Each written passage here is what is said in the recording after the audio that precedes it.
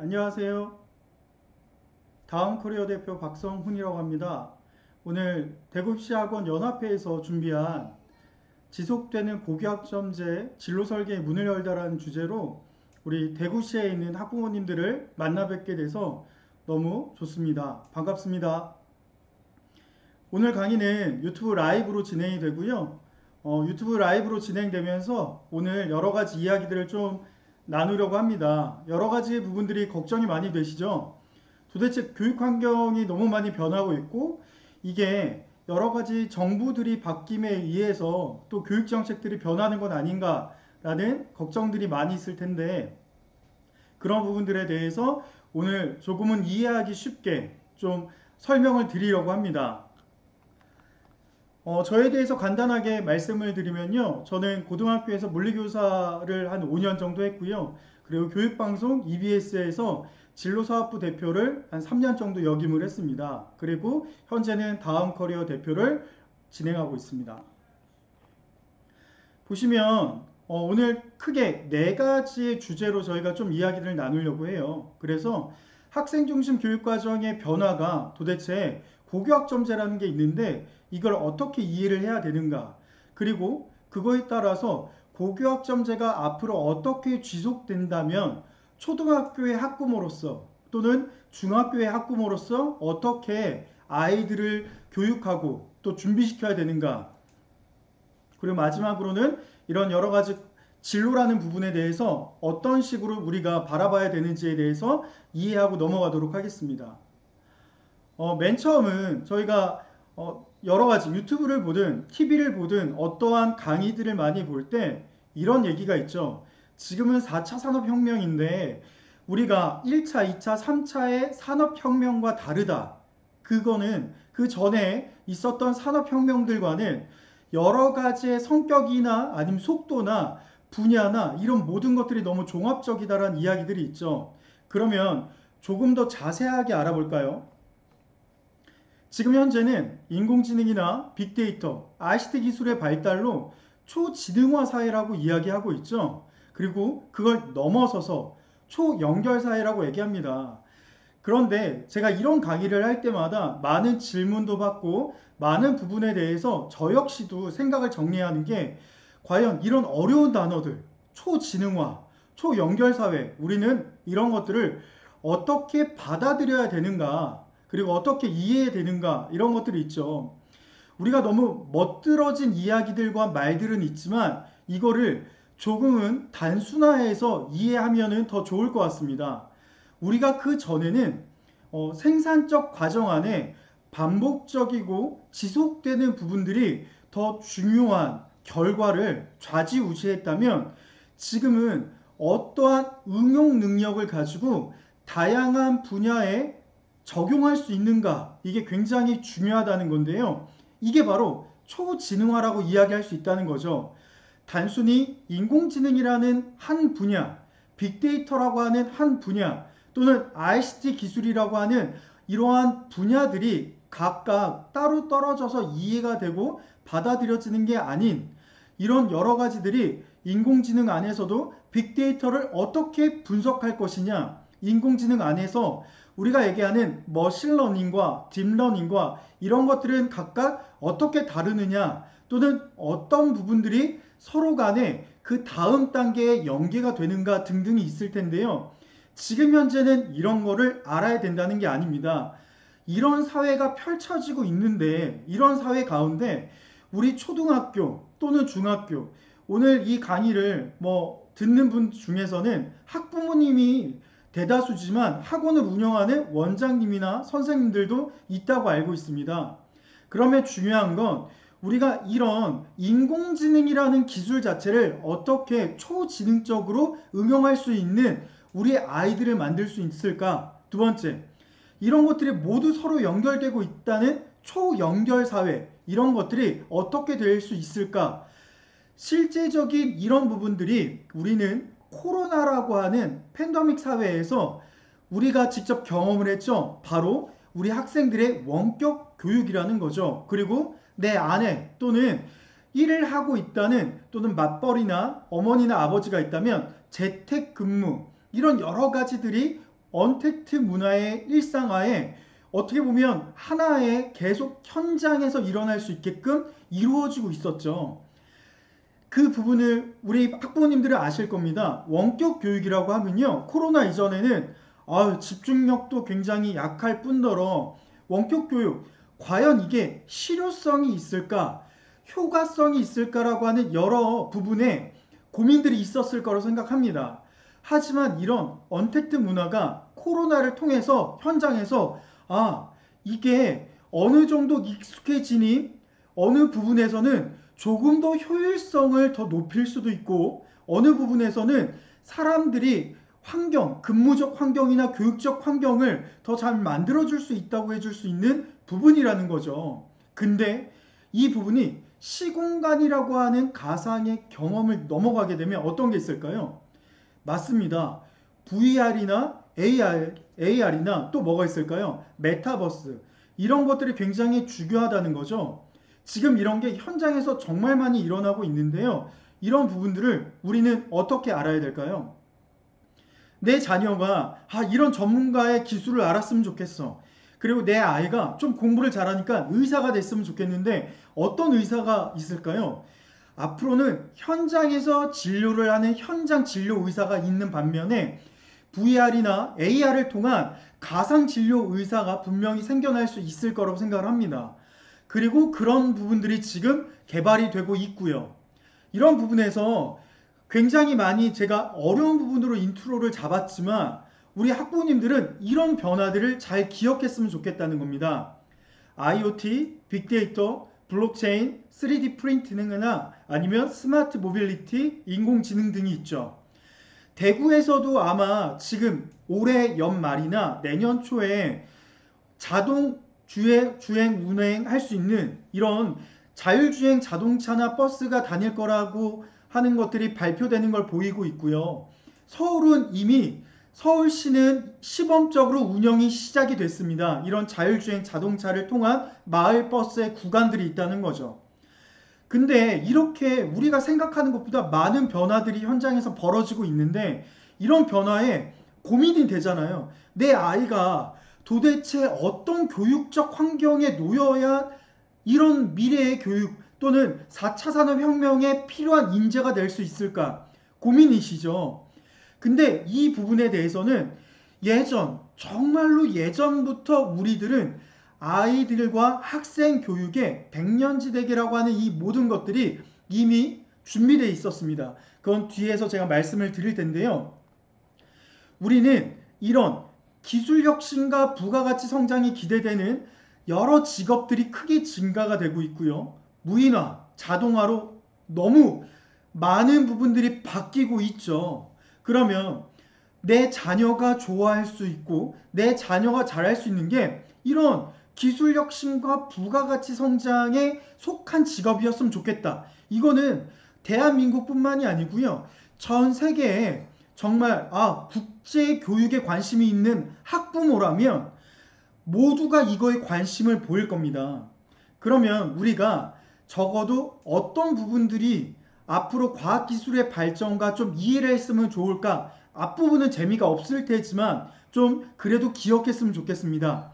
빅데이터 전문가, 정보보호 전문가, 무인자동차 엔지니어, 지능로봇 연구 개발자, 유전 상담 전문가. 지금 제가 이 앞부분에 하는 건 직업이에요. 미래 직업입니다.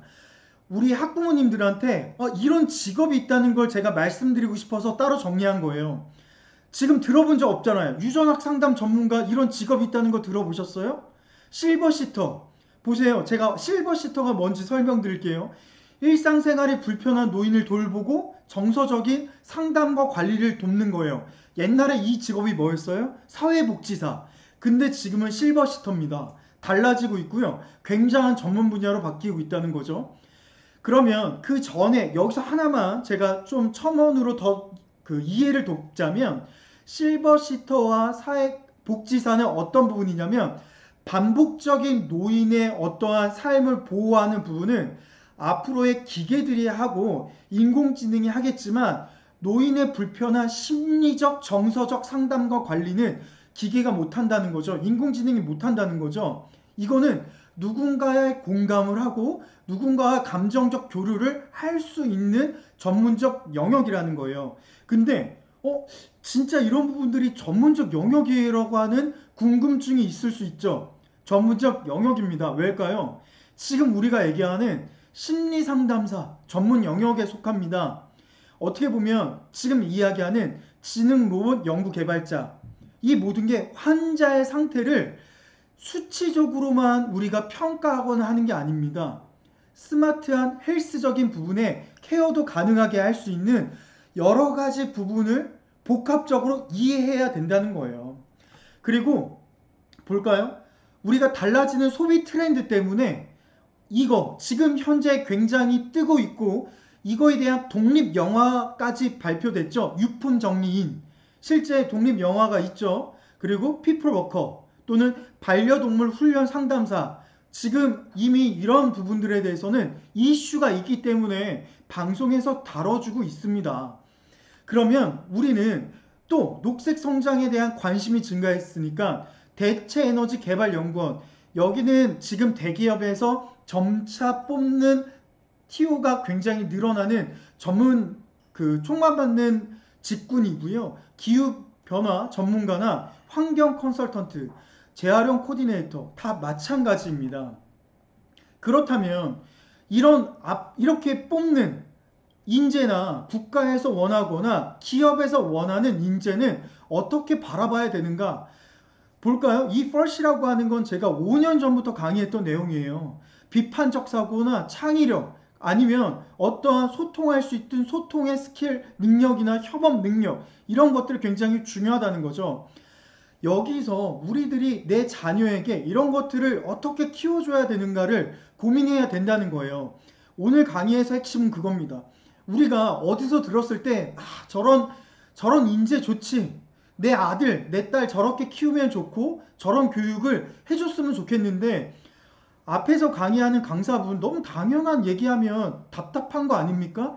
더 중요한 건요, 대학에서 원하는 입시, 그리고 아이들이 교과적 성적, 이게 지금 앞에서 얘기하는 강사분과 너무 언밸런스하고 매칭이 안 돼요. 아니요, 돼요. 그 얘기를 할 거예요.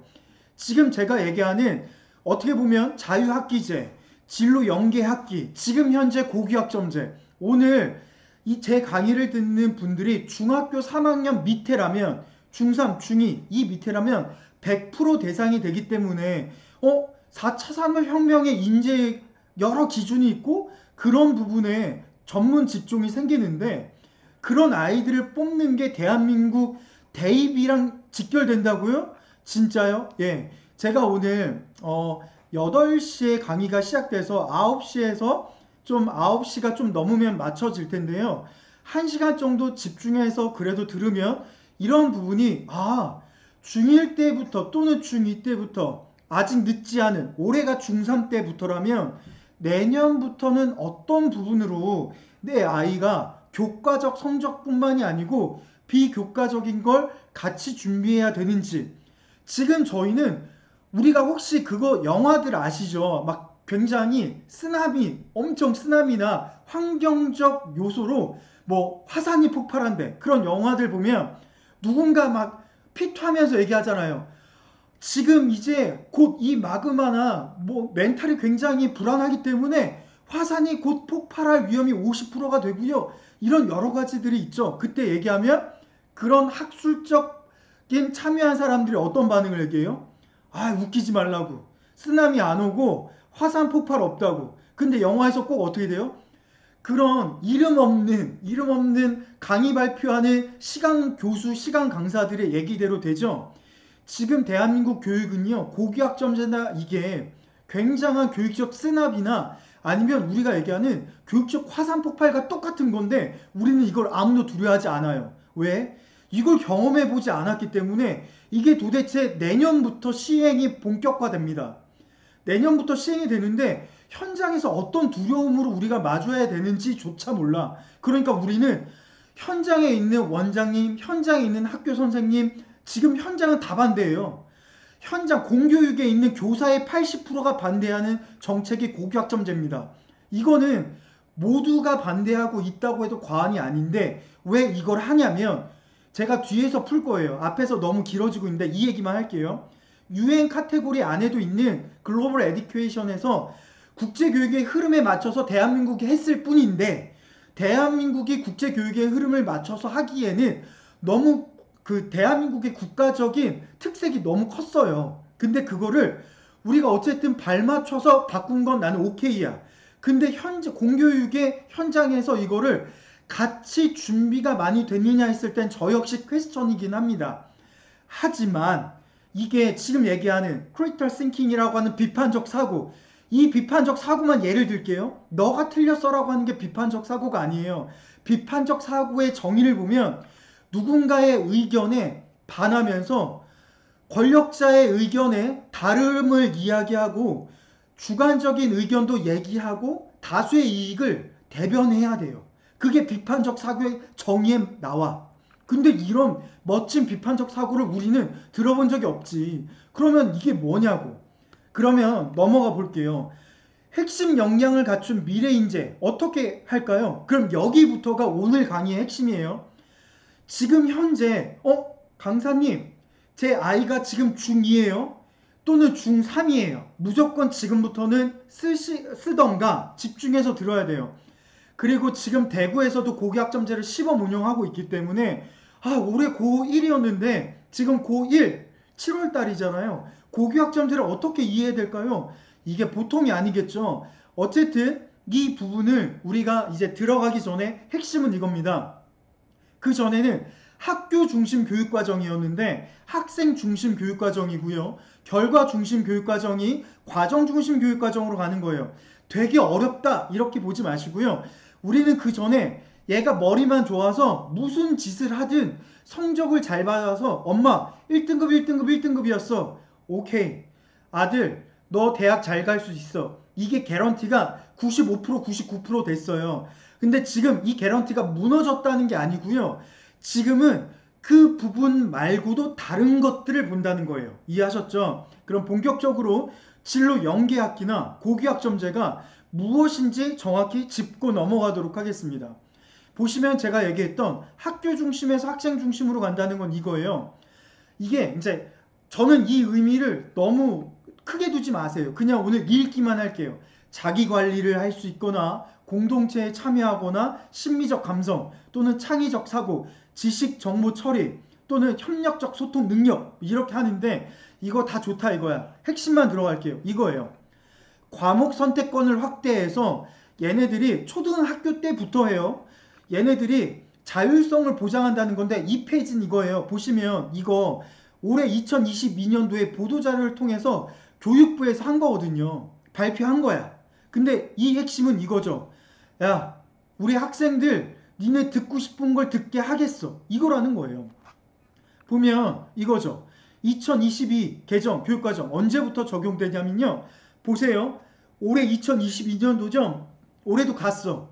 내년 2023년도, 내년 2024년도니까 만약에 지금 현재 초등학교 안 들어간 6살, 7살이 있으면 둘째가 오늘 강의 듣는 거 또 유의미해요. 왜? 보시면 초등학교 1, 2학년에 적용이 되는 게 있어. 근데 이거보다 더 중요한 걸 말씀드릴게요. 2025년도면 지금 중1과 고1에부터 적용이 되고요. 2027년도부터 확대가 되는데 더 중요한 거 이거 거두절미하고 그러면 신경 써야 되는 학년이 몇 학년이 가장 핵심이에요? 올해 중3. 올해 중3부터는 이 모든 제도가 100%에서 이제 적용이 되는데 그 적용이 체계적 적용을 지금 여기서 왼쪽에서 보여준 거예요. 왼쪽에서 2024년도부터는 초등학교 1, 2학년 이렇게 적용할 거고요. 25년 중1, 고1 또 이렇게 적용해서 진로 연계학기 이런 거 할 거예요. 진로 연계학기를 설명을 드릴 텐데 진로 연계학기는 뭐냐면 너가 진로를 선택을 고등학교 오거나 중학교 와서 선택하기 힘들지 않니? 그러니까 초등학교 6학년 2학기 때 중학교 3학년 2학기 때 진로 연계학기라는 걸 도입해서 상급 학교로 갈 때 한 학기의 밴딩 과정을 거칠 거야. 그때 그걸 통해서 너가 많은 것들을 좀 준비할 수 있는 시간을 갖게 해줄게. 이거예요. 그게 진로 연계학이라는 겁니다. 그래서 초, 중, 고가 공통적으로 달라지는 건요. 단순 어떠한 체험을 통해서 하기보다는 적어도 어떤 간단한 프로그램 그리고 AI에 관련된 기본 과목부터 고등학교에는 관련 심화 과목까지 본인이 원하면 듣게끔 한다는 거예요. 그러면 여기서 좀 더 구체적으로 초등학교에서 달라지는 건 3학년부터 6학년까지 최대 68시간을 선택 과목을 선택해 들어. 근데 보세요. 제가 말씀드리고자 하는 건 초등학교 때 이렇게 들어. 3학년짜리가 뭘 알겠어? 4학년짜리가 뭘 알아? 아무도 몰라요. 근데 여기에 중요한 의미를 알아야죠. 이거 왜 할까요? 이거에 대해서 적어도 네가 가져갈 걸 가져가거나 경험을 유의미한 경험을 하라는 거예요. 유의미한 경험. 근데 그 유의미한 경험을 우리는 만약에 똑같은 3학년 엄마가 같은 동에 살아. 같은 동에 사는데 윗동에 살고 아랫동에 사는데 윗동의 엄마는 그래도 좀 깨인 엄마여서 우리 아들 그래도 지역 연계 생태 환경이라는 선택 과목을 들어서 갔다 왔잖아. 그럼 일기라도 그걸 한 줄 쓰자는 엄마가 있는데 밑에 동 엄마는 그런 개념이 없어. 갔다 왔잖아? 그래 아들 고생했다. 이제 씻고 자자. 이렇게. 근데 그게 4년이 쌓이잖아요. 달라집니다. 어떤 게 달라지냐면 이 아이가 어떤 걸 경험했을 때 본인이 한번 되새김질하는 걸 어떠한 생각적 트레이닝에 되새김질하는 연습이 한 줄이라도 달라집니다. 우리가 무엇인가 학부모님께 생각하는 연습, 자기주도 학습의 능력 연습 되게 무엇인가 준비하고 얘가 10분도 못 왔는데요. 이걸 자기주도 학습을 어떻게 해요? 어머니 2분부터 시작해야 돼요. 이게 되게 이론적이라는 거지만 이론은 실제 현장에서 적용하지 않으면 이게 절대 발전할 수 없기 때문에 이론이라는 게 생긴 거예요. 그래서 그 이론은 내 아들, 내 딸에 대해서 큰 것부터 준비돼서 적용한다는 생각이 아니고요. 작은 적용에 작은 성공을 기대하셔야 됩니다. 그래서 다시 넘어갈까요? 중학교 때. 중학교 때가 핵심인데 중학교 때가 지금 중1 때부터 적용이 돼요. 부분 적용이. 잘 이해하셔야 돼요. 지금 중1은요. 자유학년제를 해요. 이것도 제가 말씀드릴게요. 애초에 자유학기제를 했습니다. 자유학기제를 했는데 자유학기제가 자유학년제로 확대가 됐어. 즉 학기제. 한 학기만 하다가 야 이거 괜찮은 것 같은데 이거를 학년제로 1년으로 바꾸자 해서 1년으로 했어. 근데 1년으로 하다 보니까 이거에 대한 취지가 제대로 살아나지 못하는 부분들이 있는 거예요.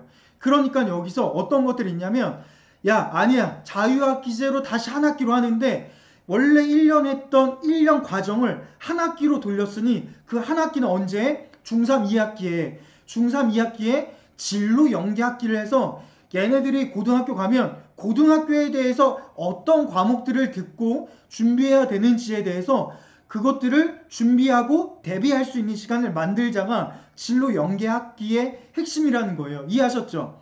그러면 이렇게 한 시간들은 뭐 할까요? 창책. 우리가 흔히 얘기하죠. 창책. 뭐 학교 스포츠 클럽이나 이런 것들을 할 거예요. 이런 것들을 한대. 하여튼. 근데 여기서 핵심은 뭐냐면 우리가 제가 뒤에서 얘기할 거예요.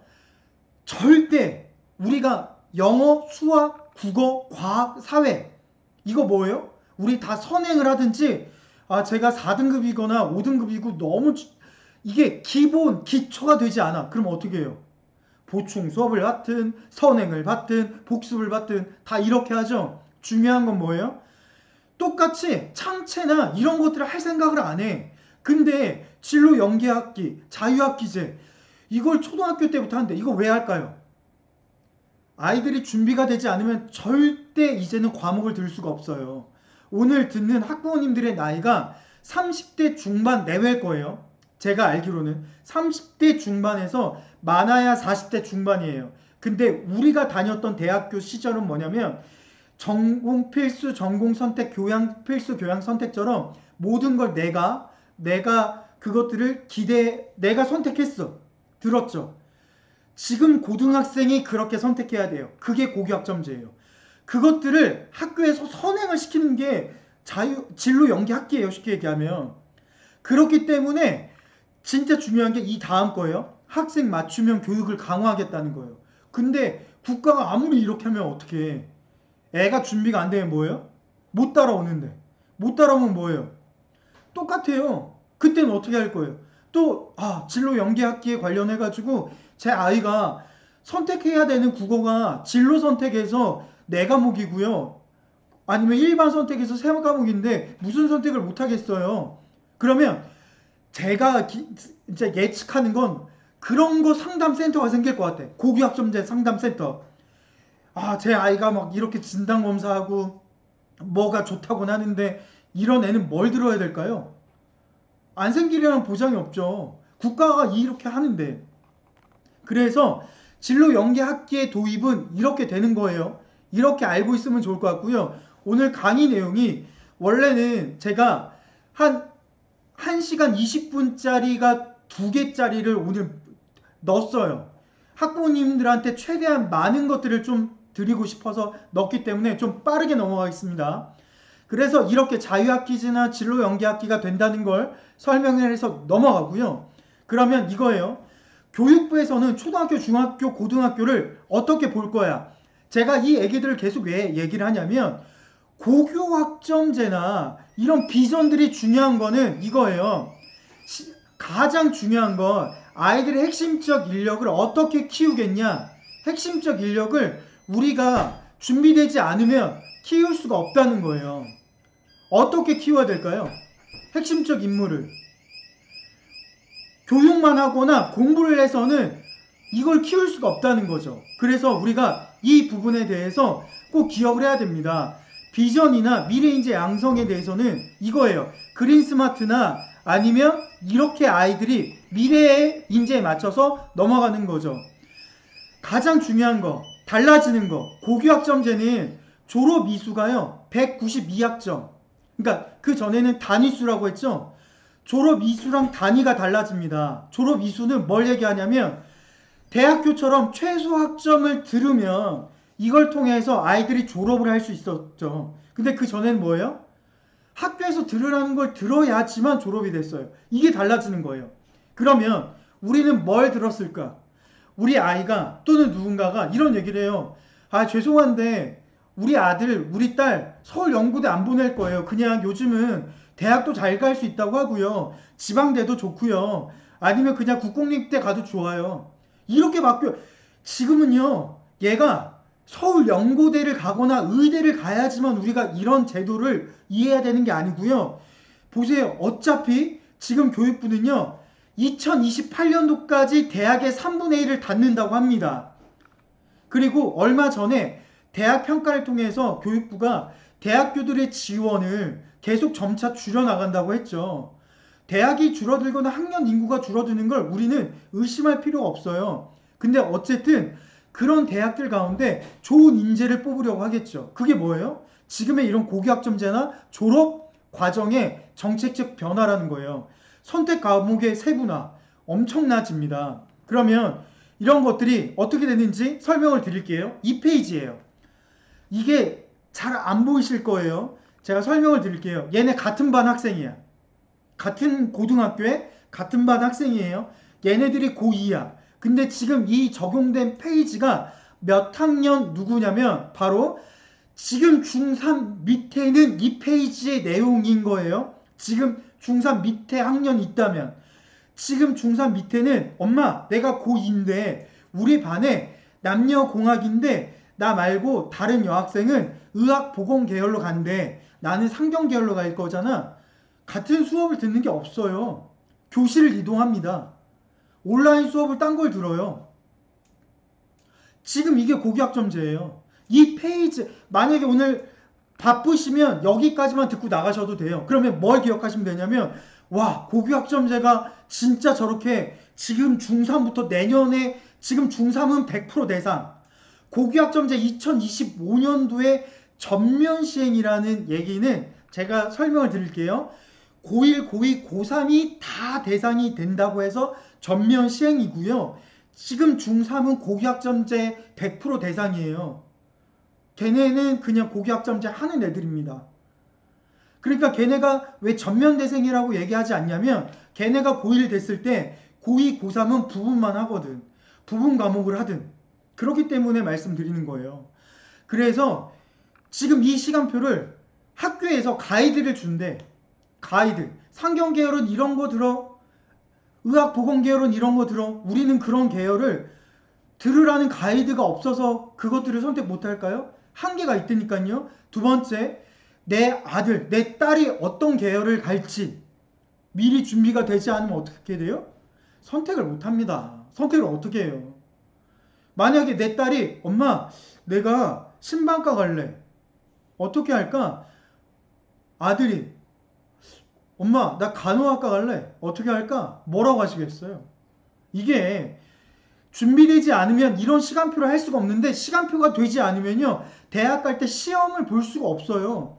서울대나 연고대만 하더라도 거의 비슷합니다. 전공 적합성의 평가적 능력이나 여러 가지가 학종에서만 되죠? 아니에요. 그거 제가 기회가 되면 입시적 정책이 어떻게 정시에서도 서울대가 학교 생활을 반영하거든요. 이미 2023년도 대입 전형부터 발표를 했습니다. 확정 발표. 이런 것들을 다 얘기하고 싶은데 우리는 이런 정보를 들을 데가 없어. 정말 들을 데가 없어. 저는 그게 너무 아쉬워요. 어쨌든 그러면 두 번째 오늘 되게 중요한 평가예요. 그럼 여기서 질문. 어쨌든 오늘 관심 있는 건 그러면 제가 제 딸이나 제 아들이나 고등학교를 가면 얘가 공부를 잘하든 공부를 못하든 공부에 관심이 있든 공부에 관심이 뭐 많든 이런 아이들이 내신 관리를 어떻게 해야 돼요? 얘가 대학교를 안 갈 거면 모르지만 전문대를 가든 뭘 가든 내신 관리나 아니면 학생부 종합전형이든 최소 이런 것들을 관리를 해야 된다면 어떻게 해야 될까요? 2페이지예요. 고교학점제. 이거 되게 중요합니다. 오늘 2페이지만 듣고 나가도 저는 오늘의 한 5할은 의미 있다고 생각해요. 이거 설명해 드릴게요. 고1은 공통 과목이에요. 고1. 근데 고2 선택 과목으로 바뀝니다. 고2, 3은 다시 말씀드릴게요. 고1은 공통 과목이에요. 즉 고1은 공통 과목이라는 게 뭐냐면 고1이 되면 아이들이 자기네들이 고1부터 선택해서 듣진 않아요. 공통 과목들로 들어요. 그러니까 공통 과목을 들으면 현재 지금 중3, 지금 중2 이것도 또 복잡해. 지금 중3, 지금 중2 아이들이 고등학교가 되면 바로 A, B, C, D로 평가를 받아요. 그럼 여기서 질문이 있겠죠. 지금 현재는 고등학교가 9등급 제도잖아요. 9등급. 우리 지금 학부모 때부터 9등급이라고 해서 엄마 나 전교 3% 안에 들었어. 1등급. 엄마 나 7등급. 그러니까 3, 4, 5잖아요. 3 플러스 4니까 엄마 나 3에서 넘었지만 7등급 안에 그러니까 7% 안에 들었어. 그럼 2등급 이렇게 되죠. 이게 9등급까지 가는데 그러면 A, B, C, D 2면은 5등급으로 바뀌나? 아닙니다. 절대평가예요. 이해하셨죠? 이거를 잘 이해하셔야 돼요. 절대평가. 즉 우리가 반에서 25명 중에서 20명이 90점을 넘으면 90점 넘은 20명이 전부 다 A야. 그리고 만약에 90점 못 넘었고 89점에서 85점까지가 나머지 5명이면 반에서 20명이 A고 5명이 B인 거예요. 이해하셨죠? 변별력이 어떻게 될까요? 변별력, 즉 얘네들이 공부를 잘 아는 구별할 수 있는 능력이 이렇게 절대평가로 바뀌면 성적이 우수한 친구와 성적이 우수하지 못한 친구를 구별할 수 있는 게 그 구별의 수치가 높아질까요? 떨어질까요? 떨어지겠죠. 떨어지겠죠. 절대평가는. 왜? 학교마다 문제를 겁나 쉽게 내지. 문제를 누가 어렵게 내가지고 야 우리 학교 내신 다 똥쳐 이럴까? 안 그렇죠. 내신을 다 잘 줘서 적어도 우리 고등학교 다니는 애들은 내신을 다 잘 받았으면 좋겠다 이거죠. 중요한 건 그거라는 거예요. 그러면 근데 여기 함정이 있다는 거예요. 잘 이해하셔야 돼요. 여기에 함정. 옆에 병기가 됩니다. 병기. 공동으로 표기가 돼. A, B, C, D, E지만 뭐가 표기가 되냐면 등급이 표기가 돼요. 등급. 얘가 A의 1등급인지 A의 3등급인지 병기가 돼요. 그러면 이 앞에 A를 볼까요? 여기서 1등급인데 이 A가 의심이 될까요? 안 될까요? 안 되죠. 안 되죠. 얘가 여기서 어차피 1등급이면 얘는 여기 A인 거지. 그러니까 고1 때 공통과정일 때는 이 A, B, C, D, E가 의미가 없다니까요. 이게 의미가 있어. 9등급. 이해하셨죠? A, B, C, D, E는 고1 때 의미가 없고 병기가 되는 고1 때는 이 9등급이 그대로 존치합니다. 고교학점제로 바뀌어도. 이해하셨죠? 그리고 이제 고2가 돼. 선택 과목. 선택 과목에서 성취도로 갑니다. 똑같이. A, B, C, D, E 성취도로 갑니다. 어떻게 될까요? 바로 진로 선택에서 지금 올해 중3, 올해 중2는 고2, 3에서 진로 선택은 A, B, C 3으로 가요. 성취가. 2도 아니야. A, B, C. 이해하셨죠? A, B, C 상중하예요. 상중하. 진로 선택. 진로 선택에 변별력이 있을까요? 없을까요? 없습니다. 일반 선택은 어떨까요? 똑같이 9등급으로 가요. 똑같이. 그러니 그나마 올해 중3, 올해 중2 얘네들은 내신이 고1 때 내신이 중요하고요. 고2, 3 때도 일반 선택 과목의 내신은 중요한 거예요. 이해하셨죠? 근데 더 중요한 거는 올해 중1, 올해 중1부터 올해 중1이 이제 고1이 되는 2025년도예요. 이때부터는 난리가 납니다. 고1 때 똑같아요. 9등급제지만 병기가 되는 건 똑같아요. 근데 고2, 3은 일반 선택이든 진로 선택이든 A, B, C, D, E의 성취도로 평가가 돼요. 어마어마하죠. 얘가 날고 기어도 고2, 고3 때는 더 이상 얘네들이 일반 선택, 진로 선택을 통틀어서 진짜 학교에서 공부를 얼마나 잘하는지를 절대 알 수가 없다는 거예요. 이해했죠? 더 중요한 게 뭘까요? 그렇기 때문에 고1 때 성적이 앞으로 정말 중요하다는 겁니다. 고1 때 성적이. 고1 때 성적이 가장 중요하다는 걸 아셔야 돼요. 그리고 더 중요한 핵심은 우리가 고1 때 성적이 대입갈 때 가장 중요한 프로테이지이기 때문에 언제 이걸 관리해야 돼요? 맞아요. 중학교 때 내가 더 집중해서 내신 관리를 해야 되는 과목들이 먼저 명확해야 된다는 겁니다. 이해하셨죠? 그래서 제가 설명했던 게 이런 거예요. 공통 과목 때는 우리 아들이나 우리 딸들이 9등급 안에서 그대로 관리를 하지만 일반 선택과 진로 선택은 그렇다는 게 아니고요. 이번 페이지를 보면 보통 교과나 과목의 편제에 대해서 이렇게 많다는 걸 좀 보여드리고 싶었어요. 여기 안에서 일반 선택이 있고요. 진로 선택이 있고요. 융합 선택이라는 게 또 있습니다. 정말 많죠? 이런 부분들이 내 아들, 딸이 고등학생이 되면 선택을 해야 되고 지금 현재 만약에 오늘 강의를 듣는 학부모님들 중에서 고등학생이 있다면 분명히 그런 게 있어요. 뭐냐면 고등학생 중에서 강사님 저희 고등학교 갔더니 일반 선택 과목도 너무 원래는 한 4개가 있어야 되는데 2개밖에 없고요. 진로 선택 과목도 한 5개 있어야 되는데 3개밖에 없어요. 네, 지금 시범 운영을 하고 있는 고교학점제의 폐해입니다. 네, 시범 운영을 하고 있기 때문에 그래요. 그 부분은 제가 부연 설명을 해드리고 있고요. 보시게 되면 고교학점제가 그래서 앞으로는 이렇게 될 거예요. 만약에 엄마 내가 예를 들어서 동식 통역사가 되고 싶은데 우리 학교나 우리 고등학교에선 이런 게 없어. 어떤 게 없냐면 스페인어나 이런 부분들에 대해서 강의를 들을 수가 없어. 온라인 고교를 신설합니다. 실제.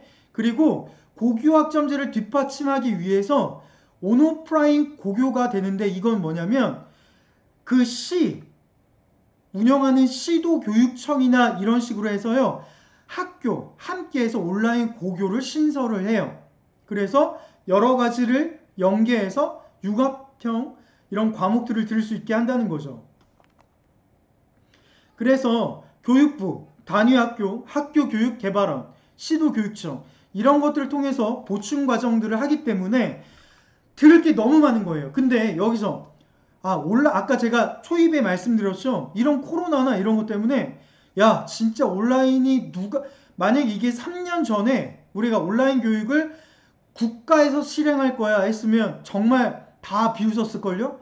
야 이게 말이 된다고 생각하냐? 우리가 무슨 온라인 뭐 등록해서 듣는 것도 아닌데 이거 국민 모두가 EBS를 강의를 들으면서 학점을 인정받고 이거를 아이들이 학교에 출석을 인정받고 그러면서 온라인이라는 게 부족한 부분 이게 너무 어떻게 보면 빈틈이 많음에도 불구하고 이게 되는구나를 우리는 봤죠. 네, 이게 이렇게 국가에서 준비하고 있다는 겁니다.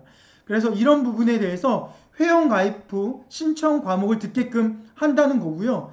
그러면 제가 이 부분을 왜 가져왔냐면 고교 교육 기여 대학 지원 사업의 선정 결과 발표예요. 보시면 이거예요.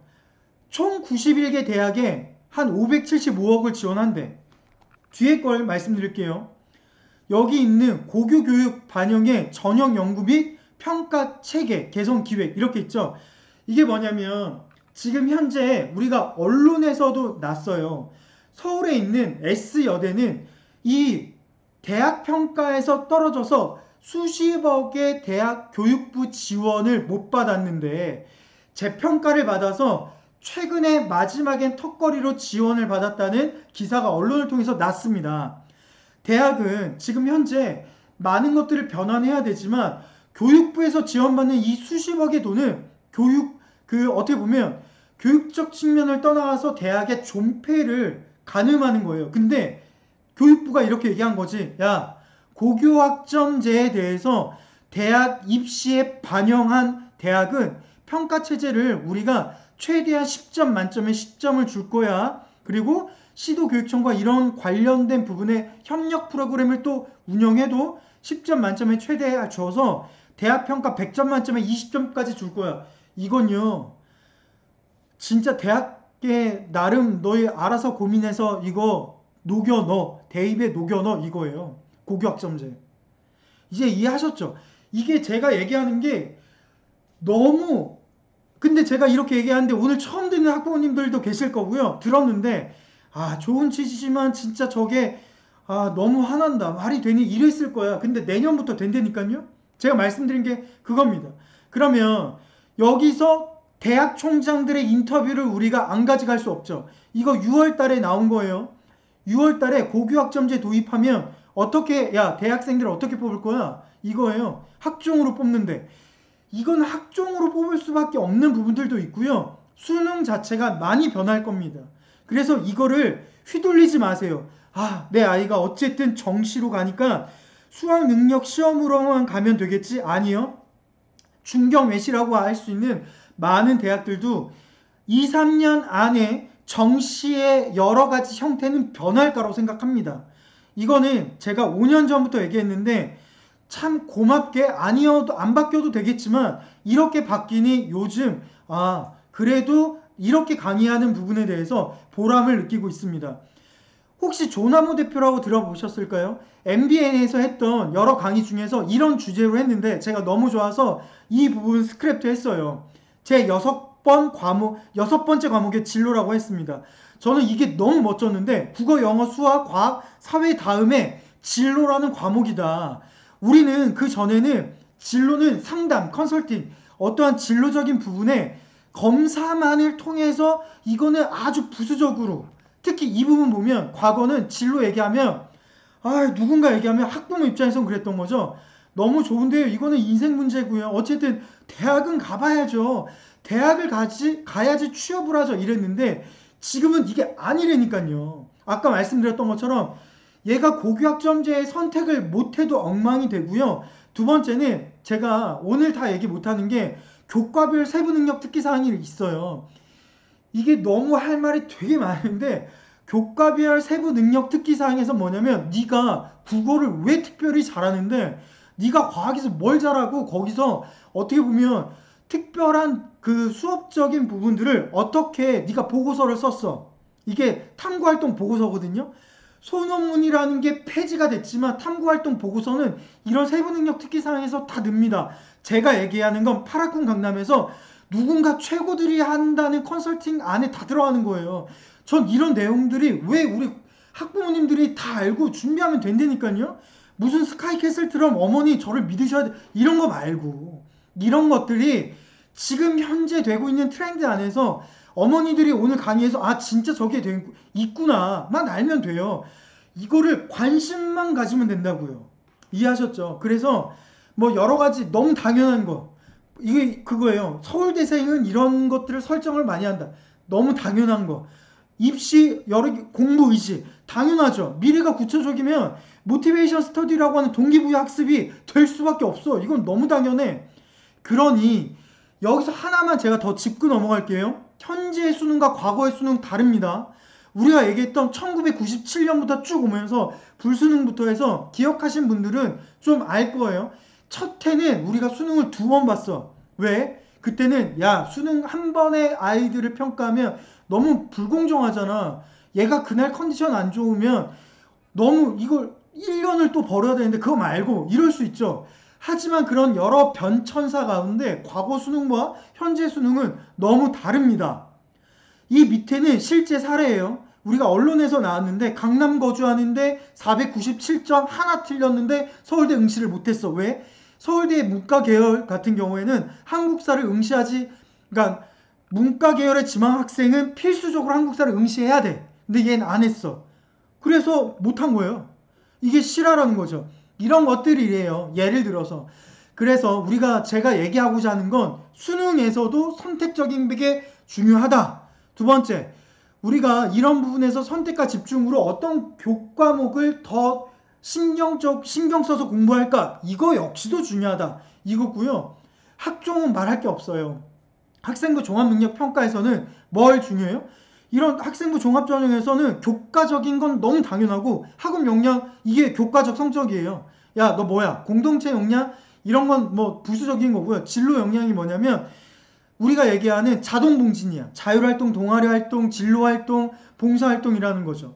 이런 여러 가지들을 우린 어떻게 봐? 이렇게 하는데 오늘 듣는 학원의 원장님들이 계시다면 절대 자동봉진에 대해서 잘못된 얘기 우리 학부모님들한테 안 했으면 좋겠어요. 이걸 꼭 우리가 자동봉진이 100자에서 500자가 줄고 봉사활동도 우리가 기재를 할 수 없고 뭐 이런 여러 가지가 축소되고 있다 보니까 이런 것들이 중요하지 않습니다. 이거 잘못된 정보고요.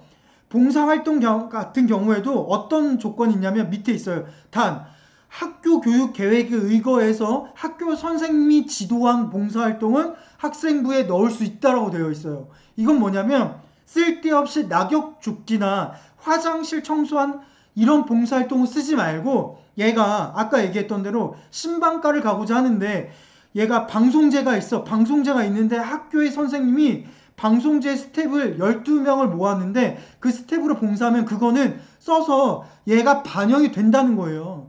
학교에서 어떠한 정기적 행사가 있는지를 파악하고 얘가 할 만한 봉사활동을 교사가 다 배치가 돼 있으니 그런 거라는 거예요.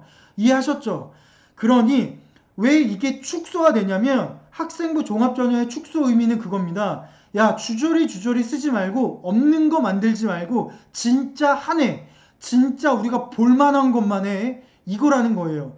그래서 이런 정확한 얘기를 해주는 학원으로 보내야 돼요. 이게 정확한 팩트고요. 이 부분에 대해서 뭐 기회가 되면 다음에 자료 같은 것들을 더 드리고 싶습니다. 이거는 실제 사례예요. 오늘 같은 경우에는 이런 걸 다 제가 다뤄주긴 힘들 것 같고요. 지금 이제 56분이니까 제가 한 10분 안으로 할 텐데 이제 여기서부터 또 들어가도록 하겠습니다. 고1이야. 근데 이거는 고1이 아니고 제가 학부모 특강을 하면 제가 얼마 전에는 목동에서 그래도 학구열이 정말 높다는 근데 학부모 특강을 최근에 했는데 너무 좋았어요. 학부모님들의 어떠한 교육적 집중력 그리고 반응 너무 초등학교의 5, 6학년의 학부모님들이었는데요. 많은 질문들이나 비슷해서 이걸 가져왔는데 꿈이 너무 많거나 꿈이 없거나 진로를 선택했는데 중간에 진로가 바뀌는 거 특히 고등학교 때 첫 번째 고등학교 위주로 말씀드리겠습니다. 저는 제가 정답을 이야기하는 건 아니지만 그래도 어느 부분의 가이드를 말씀드리는 거고요. 그 가이드의 부분에서 이렇게 이야기하는 거예요. 고3 동안 바뀌지 않는 진로가 정말 있을까요? 아니요, 저는 없다고 생각합니다. 제가 되게 좋아하는 교수님이 이런 얘기를 했어요. 드림은 언제든지 버릴 수가 있고 언제든지 취할 수 있고 언제든지 새로운 드림을 가질 수 있지만 그것들에 대해서 내가 줬다고 이걸 끝까지 쥐고 있는 게 가장 이상적 드림이라고 얘기할 수 없다라고 얘기했는데요. 중요한 건 진로가 바뀌었을 때 그러면 교과적인 부분들이 우리가 준비했던 과목들이 바뀌는데 그게 문제가 아니에요? 문제가 되잖아요. 이게 고등학교 학부모 또는 학생들이 가장 많이 질문하는 건데 첫 번째 고등학생들아 학부모님들 너희들이 진로가 바뀌더라도 최초의 진로와 바뀐 진로가 이유가 있으면 돼. 그러니까 이게 뭐냐면 너희들만의 어떠한 스토리가 있어야 돼. 왜 바뀌었는지. 내가 정말 어떤 직업을 갖고 싶었는데 그 직업을 갖고자 어떤 활동을 했더니 이게 아니고 오히려 이걸 통해서 이런 진로와 이런 직업에 관심을 갖게 됐다는 게 너가 있고 그게 진짜 니네 얘기잖아. 근데 그걸 교수님이 입학 사정과 함께 면접하는 면접관들이 언제 하냐면 바로 성적이나 여러 조건들이 좋으면 심층 면접에서 그걸 다 체크하거나 그게 드러나. 그러니까 그걸 두려워하지 마. 진로가 바뀌는 걸 두려워하는 게 아니고 진로가 없고 그냥 교과 성적을 관리만 하는 것들을 두려워해야 돼. 알겠죠? 두 번째, 지금 중학생이거나 초등학생의 학부모님들은 정말 여유를 가지세요. 지금 중3이어도 돼. 지금 중3이면 지금 중3 여름방학이면 뭘 해야 되냐면 첫 번째, 교과적 선행은 무조건 하겠죠. 두 번째, 내 아이가 적어도 관심 있는 직업은 지금 여름방학 7월 18일이잖아요. 여름방학 때 적어도 10개 직업 체험하기. 이게 뒤에서 잠깐 오늘 다뤄줄 건데 진로 독서가 가장 이상적인데 아이들은 책 읽는 걸 싫어해. 그러니까 진로 독서 띠. 그럼 뭐야? 직업에 대해서 설명이 나와 있는 유튜브의 여러 직업들을 엄마랑 같이 봐요. 이 정도는 같이 해주는 게 좋아요. 왜냐면 아이들이 엄마랑 같이 보면 집중력이 그래도 흐트러지지 않으려고 하는데 혼자 보라고 하면 집중력이 흐트러지거든. 그리고 영상은 20분 밑으로 보세요. 아무리 재밌는 것도 20분이 넘어가면 흐트러집니다. 이런 것들을 10개 정도의 신직업들을 보고 그 다음 숙제 2개 정도나 5개 정도 많으면 좋기 때문에 최소한을 말씀드린 거예요. 그것들을 직접 체험을 한번 해보는 거예요. 그 직업들 뭐 체험관 있으면 제일 좋지만 그 책들을 읽거나 그 직업에 대해서 좀 더 알아보거나 그 다음 그게 되면 얘가 갈 만한 고등학교가 있을 거 아니에요. 그 고등학교에 얘가 할 만한 선택 동아리 자율 동아리는 이제 학생부에 쓸 수가 대학교 반영이 안 되기 때문에 얘가 갈 만한 고등학교의 선택 동아리들이 뭐가 있고 그 고등학교를 간다면 어떤 동아리들을 할지를 체크하는 게 올해 중3 여름방학 때 해야 되는 거예요. 근데 제가 얘기하는 걸 기억을 하고 실천하는 하는 분이 계실 거고 그냥 듣고서 저렇게까지 해야 되는 학부모님 계시겠죠. 분명히 갈립니다. 이거 언제 갈리냐면 고2 때 진짜 딱 2년 뒤 그러니까 고1 말고 고2 2학기 때 갈려요. 왜 갈리냐면 그때는 그때 해놓을 걸 그때 이런 정보대로 했으면 얼마나 좋았어. 그때는 제가 약속드리는데 웬만한 교과 성적으로 커버가 안 된다는 표현보다는 커버하기 힘들 거라고 말씀드릴 수 있을 것 같아요. 그리고 지금 중3 말고 중2 밑에는 충분히 여유를 가지고 조금 더 이런 것들을 하면 좋을 거란 생각이 듭니다. 이 뒤는 제가 이야기하는 걸 이상적으로 잘 했다고 생각하고요. 뭐 이것도 교과서 같은 답이에요. 진로 지도는 어떻게 해야 될까요? 부모의 필수 역할 막 이렇게 하는데 저는 이렇게 얘기하고 싶어요. 부모님들이 왜 스트레스를 받고 힘들어하냐면 이런 것들이 있어요. 우리 아이에게 뭐라고 지도를 할까요? 어머니, 아버지 또는 이것들을 학원에 대입하고 고민하는 원장님들이나 교육 현장에 계신 분들은 이걸 진로 지도에서 무엇인가를 찝어주려고 하지 마세요. 우리가 크리스 가드너처럼 자꾸 속도를 내야 되는데 속도에 집중을 하는 듯한데 우리는 그 속도에 집중하니까 뭘 봐요? 종착지만 알려주려고 하는 거예요. 종착지. 야, 너 의대. 야, 너 서울연구대. 저기 가. 제가 얘기하는 건 교과서 같은 얘기지만 적어도 그런 걸로 스트레스 받지 말자는 공익적 부분에서 제가 말씀드리는 거예요. 우리는 종착지를 찝어주려고 자꾸 고민하지 마시고요. 속도보다의 방향이 중요하다는 크리스트 가르너의 얘기가 바로 이거죠. 어떠한 방향을 알려줄까? 그러니까 방향이 되게 많아.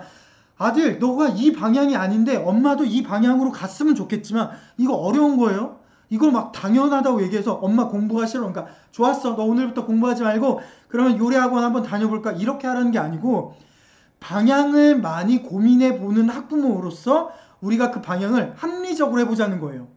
그게 가장 힘들지만 가장 했으면 하는 이상적이라는 거고요. 그걸 통해서 이제 말씀드리는 거고 또 이거예요.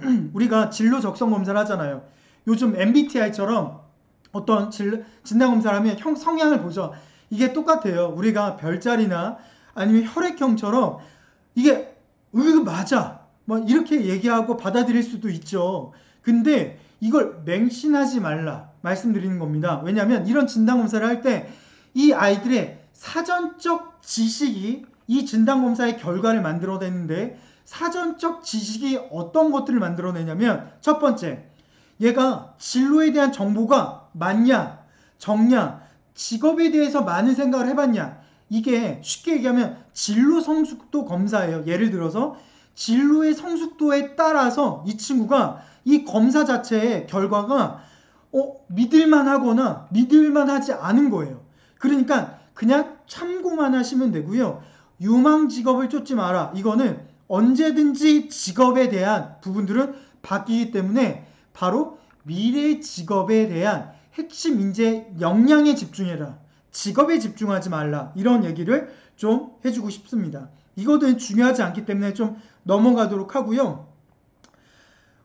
오늘 마지막 클로징은 좀 제가 이걸로 하고 싶어요. 독서. 우리가 여러 가지 독서에 대해서 많은 고민들을 하는데 아이가 책을 읽지 않아요. 하는데요. 우선은 저는 만화책이라 할지라도 책을 잡는 버릇을 들였으면 좋겠다라고 많은 학부모 특강에서 말씀을 드리고 있고요. 두 번째는 문해력이라고 얘기를 하죠. 문해력은 그 문장의 이해력이라고 얘기할 수 있는데요. 문해력이 낮으면 이 친구는 국어, 영어, 수학, 과학, 사회 어떤 과목도 공부를 잘할 수가 없습니다. 이런 상담은 많이 보셨겠지만 문해력은 이 수학 문제가 뭘 물어보는지 문해력이 안 되면 얘가 아무리 수학적 능력이 좋아도 그걸 풀 수가 없는 거예요. 근데 문해력은 훈련인데요. 이거는 단순 독서로만 문해력을 사실 높이기에는 저는 어렵다고 보고요. 많은 전문가들도 그런 이야기를 합니다.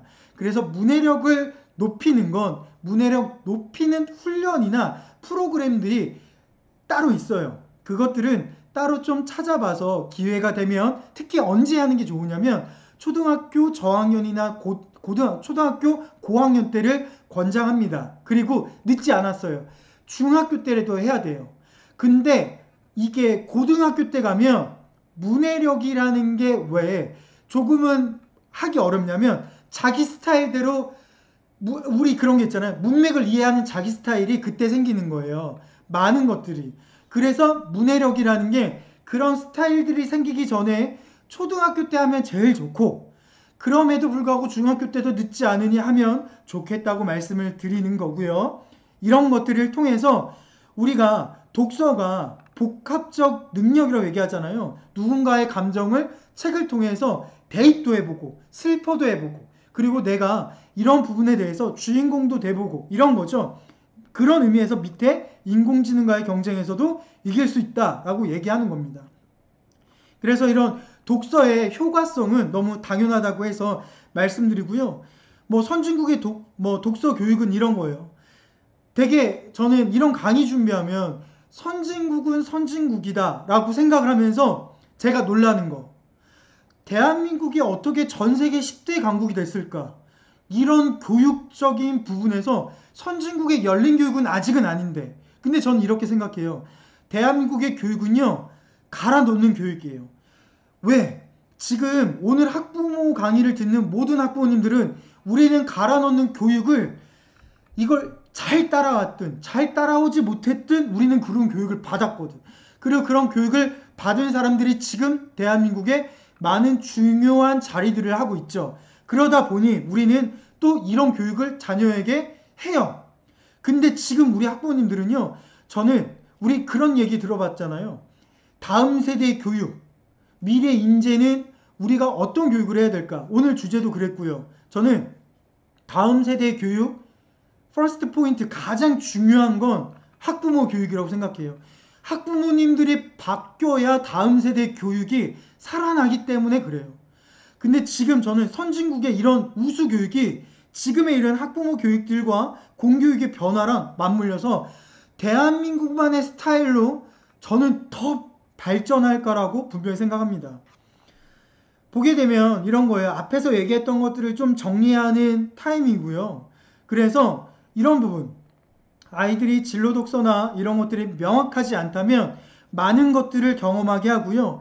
명확하다면 그거를 제대로 한번 해보게, 실행해보게끔 하는 거예요. 이해하셨죠?